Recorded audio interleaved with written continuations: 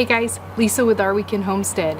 We are out here in the backyard garden. It's fully planted and cranking along, and we thought it would be a great time to take you on a garden tour. We'll show you everything that we have planted here in our backyard garden and our maintenance routine that we do now through harvest.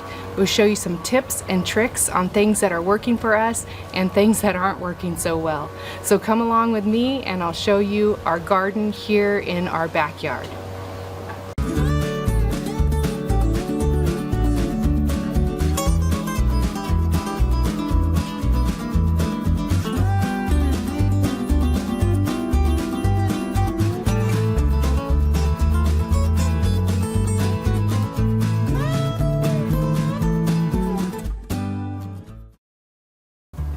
This is the area of our very first garden here at this property.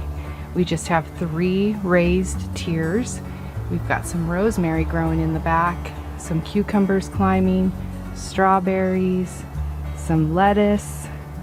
We've got a little bit of cilantro, some spaghetti squash in the back, and maybe one little asparagus that has popped up. So this area here is still a work in progress, but over the years we grew quite a bit here, from tomatoes to squash and peppers. We've kind of done it all here. So we quickly outgrew that little 3-tier first garden bed area, and we have since then taken over this whole side yard here, and it has 3 tiers as well. We've got cucumbers, peppers, and this is where all the tomatoes start. And most of these are San Marzanos. I think we have a couple volunteers that have popped up in here as well. But this is the side bed here. We have a little section here that's pretty shady, and that's where we have our worms for worm composting. So we quickly outgrew even that secondary growing area, so we added the stock tank container gardens that you saw us do in a previous video. We have some potato grow bags. We also did a video on grow bags. This is our very first stock tank that we did, and it has some San Marzano Lungo No. 2 tomatoes, and this one is absolutely loaded right now with tomatoes. It's growing beautifully. We have some more potato grow bags. We have our compost tumbler, small wood pile, some more potato grow bags that are ready to harvest, and our compost bins. This is where we keep compost that we've created, some of the materials needed to make compost, and the potting soil that we make here as well. Alright, so here we are in the backyard. We've actually started to transition and put some plants back here. We do have to compete with the 3 Labrador dogs, one of which loves to eat berries. We do have some blackberries growing here, and I think we're going to have to compete with him on how many blackberries we get. Here are some volunteer tomato plants that popped up, and I just felt the need to try them out here and see if I can keep them alive and keep the dogs away from them. We also have our grow bags.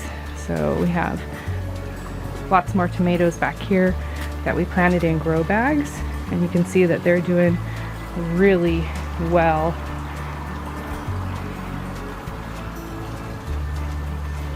We put a cattle panel in front of them so that it can support the tomatoes. We can kind of tie back to them, and that seems to be working out so far. Here's where we have, let's see if I can get a shot of that, the mason bees. So the mason bees are, leafcutter bees and mason bees are doing really good. See quite a few buzzing around there, and they help pollinate the gardens. We also have some plum trees, some jasmine, some hibiscus, and back here on this wall we added a couple more stock tanks, and we've got some Kentucky Wonder green beans growing. They're doing awesome. And more tomatoes in grow bags, And then here we have the last stock tank, and that one we did carrots and scarlet runner beans. I'm actually not super happy with the scarlet runner bean. It's not doing really great here, so I'm not sure if that's me or it just doesn't like the area, but not doing so hot with the scarlet runners. And then in this corner here, I tried out some zucchini. Again, anything back here in the backyard is the dogs are what we have to compete with. So far they've been pretty good, but we got some huge zucchini plants growing here in the back. So you've seen the side yard and you've seen the back, and now I'll take you out and show you the front. So this area here, it's not a great growing area, but we have had some success. We've got the tomatillos, some eggplant. We have some blueberries actually growing in here as well. Ooh, we have a little lizard back there. Hopefully Waffles, the garden cat, doesn't find him.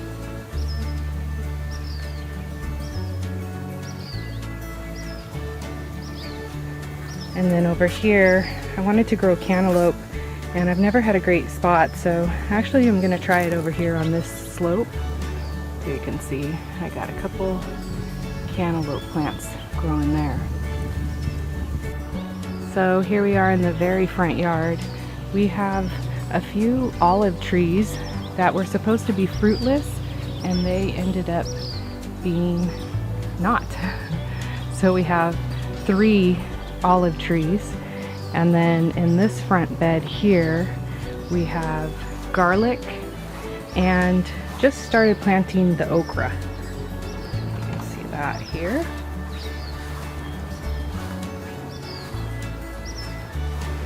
And then over here in some containers we have herbs, we have some strawberries and chamomile, and I think a couple peppers are growing here as well. Here at this property we primarily grow tomatoes. We have about 50 tomato plants growing. The ones that we grow the most are the San Marzano Lungo No. 2 paste tomatoes, and we choose that tomato because it's great for canning, and we do a lot of tomato sauce and salsas, and that tomato works really well for us. We also have some beef steaks and brandy wines that we use for slicers, and some tomatillos. And there's 2 different types of tomatoes. There's an indeterminate and a determinate. And what that means is the indeterminate is a tomato plant that will continue to grow lots of leaves and get really tall, and you have to constantly prune them back. A determinate tomato plant, it grows to a determined size and then it stops growing, and they don't like to be pruned very much. All of the tomatoes that we have growing here on this property are indeterminate, so we're constantly pruning back. And what you're looking for are the suckers. I'm going to show you where to find the suckers and how to trim them back. Here's a great example of a sucker. So you have the main stem of the plant here and a fruit set with the yellow flowers. You have another new set of leaves growing down this way, and then this one that comes up from the middle of that new leaf and the main stem, this is a sucker, and this is what we're going to want to remove. So we just go ahead and with a sharp pair of pruners, you just want to snip that off. Now with these, since this one is so large of a sucker because I missed it, you could actually put this into some water and root it and have a new tomato plant. Another thing that you have to do on a regular basis with tomatoes, especially indeterminate tomatoes, is tie them up. As they grow and get heavy and get more fruit on them, you'll definitely want to start tying them back to give them additional support. What I use for tying my tomatoes up is just some simple twine, and I tie them to the cattle panels that the tomato plants are growing in front of.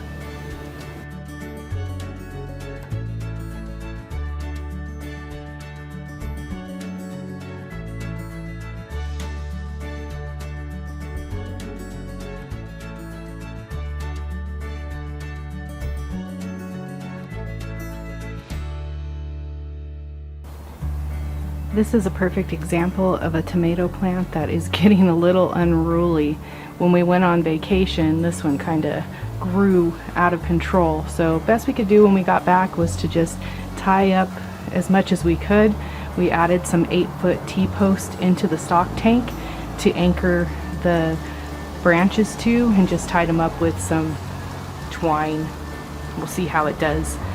This actual 3 tomato plants are just absolutely loaded with tomatoes, so we want to support them the best we possibly can.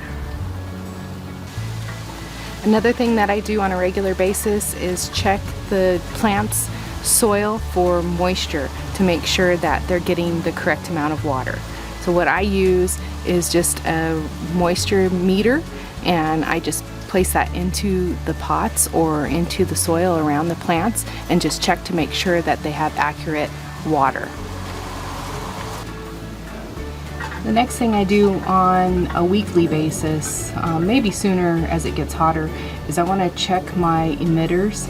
And so what I do here is I'm just going to click the manual button on my drip irrigation, and I'm going to go ahead and check each emitter and make sure that they're working properly.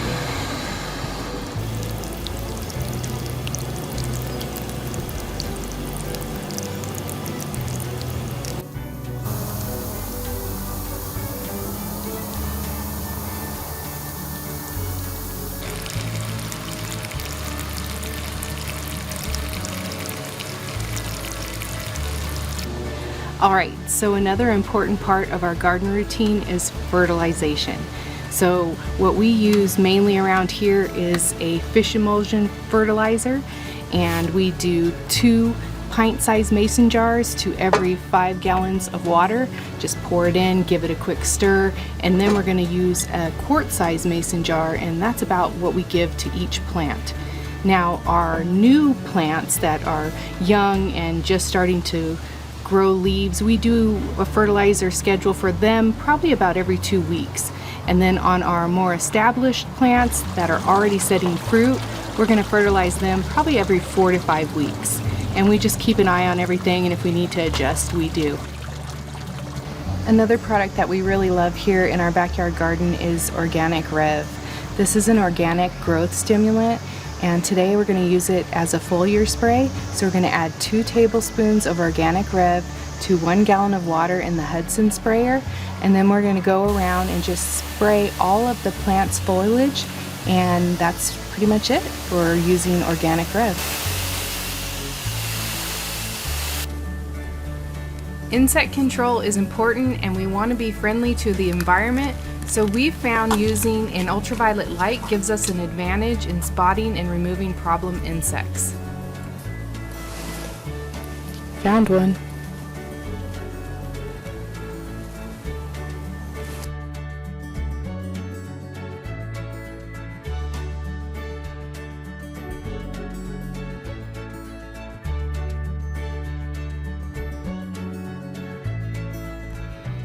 We have struggled with pollination issues in the past and found that we lack pollinators in our backyard garden.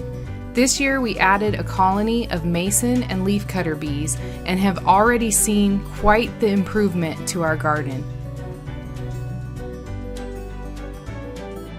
Alright, so that wraps up our garden tour here in our urban garden. We'll bring you back out here when we get closer to the harvest and show you how that all turns out. And we're going to have lots more videos out at the ranch. We're going to take you back into the kitchen here and show you some fun recipes that we love and do a little cooking with you. So if you don't want to miss out on any of our upcoming videos, be sure to subscribe and click the notification bell. And if you love our videos, be sure to give us a thumbs up. I'm going to leave a list of links to all of the items that I use here around our urban garden that make our lives easier. That'll be down in the details. And we love connecting with you, so if you have any questions or comments or video suggestions, please leave those for us as well. Thank you so much for watching, and we'll see you next time.